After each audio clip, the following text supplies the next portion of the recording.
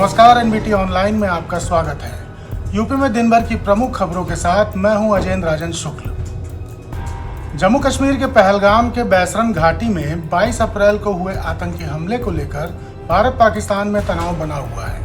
मुख्य विपक्षी दल कांग्रेस ने भी ऐलान कर दिया है कि वह मोदी सरकार के साथ खड़ी है।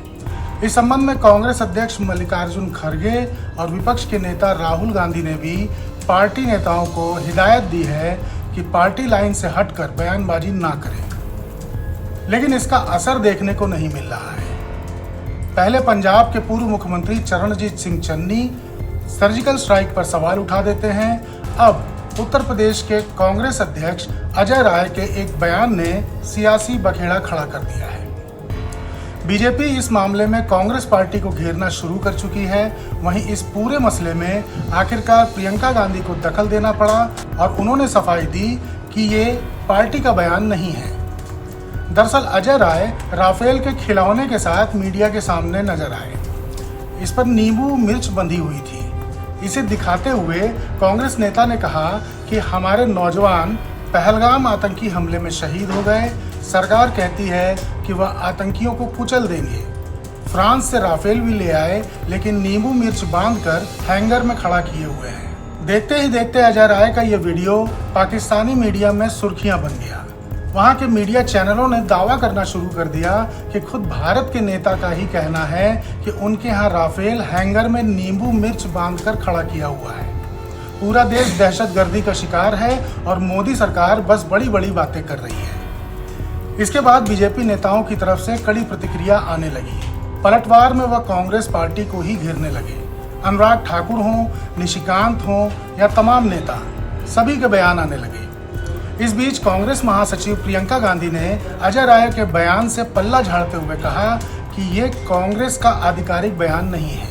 पार्टी ने सीडब्ल्यूसी की बैठक के बाद जो बयान दिया था वही आधिकारिक स्टैंड है। प्रियंका के बयान आने के बाद जब अजय राय से पूछा गया तो उन्होंने कोई सीधा जवाब नहीं दिया। बस उन्होंने इतना कहा कि मैंने जो कहा है वो जनता की आवाज है। अजय राय ने कहा कि जनता ने देखा है कि जब राफेल आया था तो रक्षा मंत्री राजनाथ सिंह ने नींबू मिर्च लगाकर विधिवत पूजा की थी। मेरा सीधा सवाल है कि 22 अप्रैल से अब तक करीब 2 हफ्ते बीत चुके हैं। सरकार ने अब तक बताने लायक क्या ठोस कार्रवाई की है? जनता के पैसे से इन राफेल विमानों को मंगवाया गया है। ऐसे में नींबू मिर्च उतार कर सरकार कब निर्णायक कार्रवाई करेगी? ये सवाल आम जनता पूछ रही है। अजय राय ने कहा कि मेरा वीडियो किस देश में कहां वायरल हो रहा है, इस पर मुझे क्यों ध्यान देना चाहिए? इस पूरे मसले पर आपकी क्या राय है, हमें जरूर बताइएगा। उधर चंदौली जिले में पिछले गुरुवार यानी 1 मई को चंदौली के धानापुर क्षेत्र में एक हत्याकांड हुआ था, जिसे लेकर उत्तर प्रदेश में प्रमुख विपक्षी दल के मुखिया अखिलेश यादव योगी सरकार को घेरने में जुट गए हैं। अखिलेश यादव ने एक्स पर पोस्ट किया है कि उत्तर प्रदेश में सत्ता सजातीय और पुलिस का गठजोड़ साजिश रचकर जाति देखकर हत्या करवा रहा है।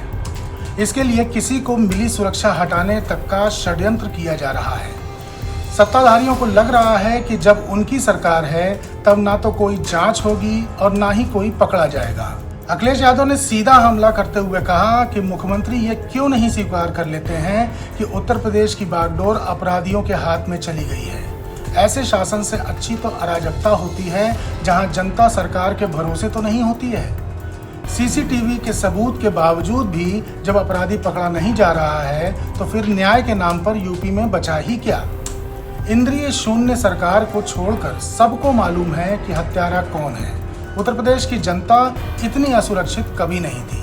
अखिलेश यादव ने इस मामले में गुजारिश की कि न्यायालय इस मामले में स्वतः संज्ञान ले और तुरंत कार्रवाई करे। हत्यारे संलिप्त पुलिस और भाजपाई माफिया कोई बचना नहीं चाहिए।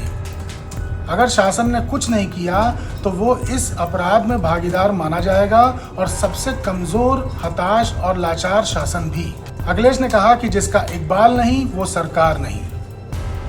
दरअसल बस स्टैंड पर बाइक सवार अज्ञात बदमाशों ने ताबड़तोड़ गोलियां बरसाईं, जिसमें मौके पर ही मुट्टून उर्फ राजकुमार यादव की मौत हो गई।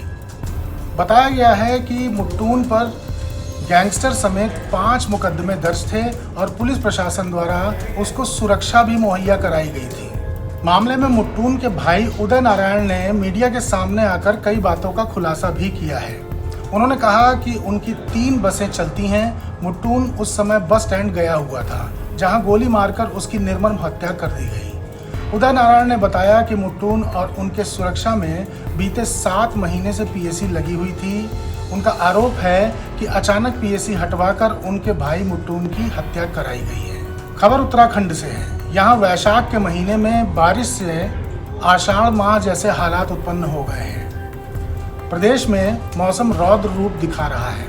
कई जिलों में पिछले 3 दिनों से झमाझम बारिश हो रही है। जनजीवन पूरी तरह से अस्त व्यस्त हो गया है। वहीं नदी नाले उफान पर हैं। मसूरी में भी बारिश से कैंपटी फॉल उफान पर आ गया, जिसका वीडियो काफी वायरल हो रहा है। उधर देहरादून में भारी बारिश के कारण माल देवता में सोंग नदी में अचानक मलबा आ गया और नदी का जलस्तर काफी बढ़ गया। मौसम विभाग ने प्रदेश के पर्वतीय और मैदानी क्षेत्रों में कहीं कहीं हल्की बारिश और कहीं कहीं तेज बारिश का पूर्वानुमान जताया है।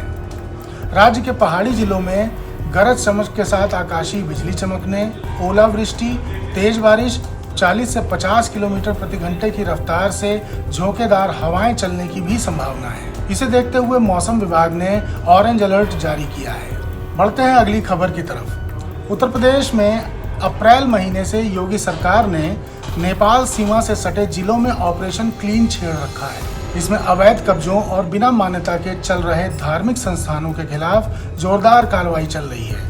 करीब हफ्ते भर में यूपी के पीलीभीत, श्रावस्ती, बलरामपुर, सिद्धार्थनगर, महाराजगंज में प्रशासन द्वारा विशेष अभियान चलाया जा रहा है। इसमें अब तक महाराजगंज में 33 अवैध धार्मिक स्थल और मदरसे मिले हैं, जबकि सिद्धार्थनगर में 21 अवैध धार्मिक स्थल और मदरसे हैं। वहीं सबसे ज्यादा एक्शन श्रावस्ती जनपद में हुआ है। यहां 68 अवैध मदरसे सील किए जा चुके हैं। वहीं 164 के खिलाफ बेदखली की कार्रवाई की गई है। इनके अलावा पीलीभीत में भी एक अवैध धार्मिक स्थल मिला है। प्रशासन ने इसमें शामिल 6 लोगों के नाम नोटिस जारी किया है। दरअसल सरहद की बेशकीमती जमीनों पर तमाम लोगों ने लंबे समय से अवैध रूप से कब्जा जमाया हुआ है, जिन्हें अब सरकार ने मुक्त कराने का अभियान छेड़ा है। योगी सरकार ने स्पष्ट किया है कि नेपाल सीमा के 10 से 15 किलोमीटर दायरे में किसी भी प्रकार के अवैध कब्जे, धार्मिक या शैक्षणिक संस्थान के अवैध संचालन को बर्दाश्त नहीं किया जाएगा। प्रशासन को निर्देश दिए गए हैं कि चिन्हित अतिक्रमणों को शीघ्रता से हटाया जाए और नियमित मॉनिटरिंग भी हो। खबर बदायूं से है। यहाँ एक घर में सोमवार को बारात आनी थी। इससे पहले कल यानी रविवार देर रात दुल्हन की अचानक हृदय गति रुकने से मौत हो गई। नूरपुर पिनौनी के दिनेश सिंह की 19 वर्षीय बेटी दीक्षा की आज मुरादाबाद से बारात आने वाली थी। रविवार को हल्दी के कार्यक्रम में दुल्हन ने खूब डांस भी किया। इसके बाद वह वॉशरूम गई। यहाँ उसका अचानक हार्ट फेल हो गया। परिवार की खुशियाँ मातम में बदल गई। बता दें, दीक्षा 4 भाई बहनों में सबसे बड़ी थी।